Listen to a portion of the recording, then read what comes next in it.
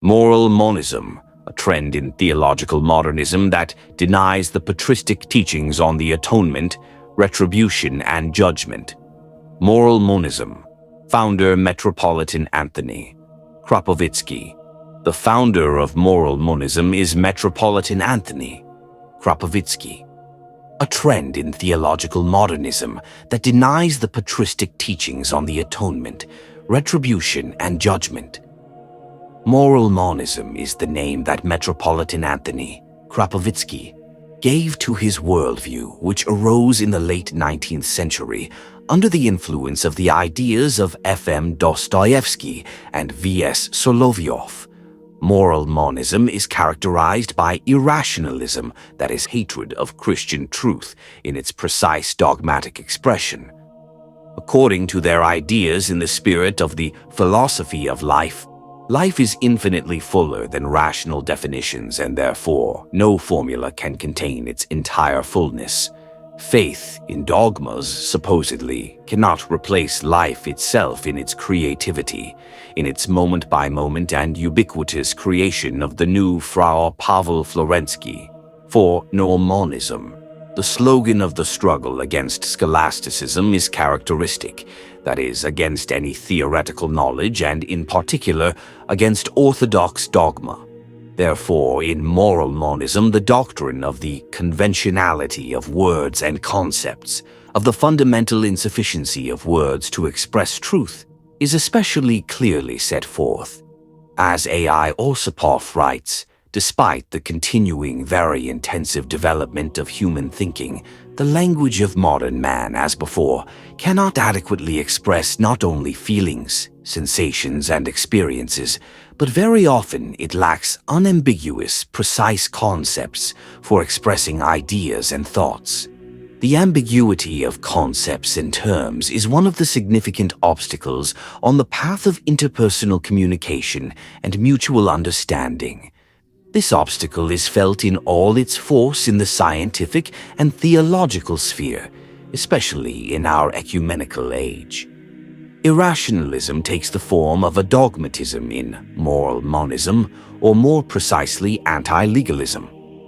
This trend in modernism denies the significance of dogmatic true faith, in particular the orthodox teaching on the atonement, which they derogatorily call legal. Instead, they offer knowledge of God through human life itself, and this life is understood not as grace but as natural.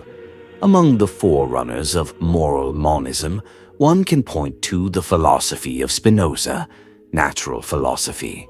The views of the monists fit perfectly into the mainstream of the new philosophy of Schopenhauer, Nietzsche, Bergson, etc. At the beginning of the 20th century, hieromartyr Viktor Glazovsky, Archbishop Theophan of Poltava, Archbishop Seraphim Sobolev, and others proposed a refutation of the false teaching of Monism. In particular, hieromartyr Victor points out that moral monism teaches about the purely natural salvation of man, since man is supposedly given only one help so that he himself accomplishes his salvation. The new theologians cannot reconcile themselves with the teaching of the Orthodox Church about the real meaning of Christ's death on the cross as a sacrifice that cleanses sins. For such a concept of salvation, in their opinion, ignoring man's own means, is devoid of common sense, as it denies the laws of man's mental life, where everything should happen in a natural order. Salvation is not some kind of external judicial or magical action, but a development gradually taking place in man by the action of God's grace, since there can be degrees of redemption, says Archbishop Sergius Stragorovsky. Instead of firmly and boldly judging all of present life by the truth of the teaching about God's perfect salvation of the world, they interpret this truth by its possible suitability, usefulness for human life.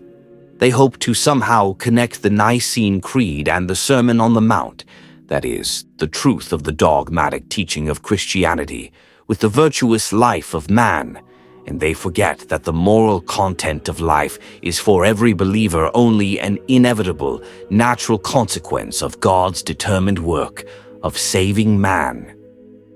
Finally, writes Hieromartyr Victor, for the new theologians, the historical work of Christ the Savior, in the form in which it was accomplished, must certainly lose, and has already lost for many unfortunates, its meaning and significance. And man again returns to the path of natural thinking, and still only the possibility of his salvation, and in the torments of despair again cries out to heaven with the words of the Apostle Paul, "O wretched man that I am, who will deliver me from this body of death?"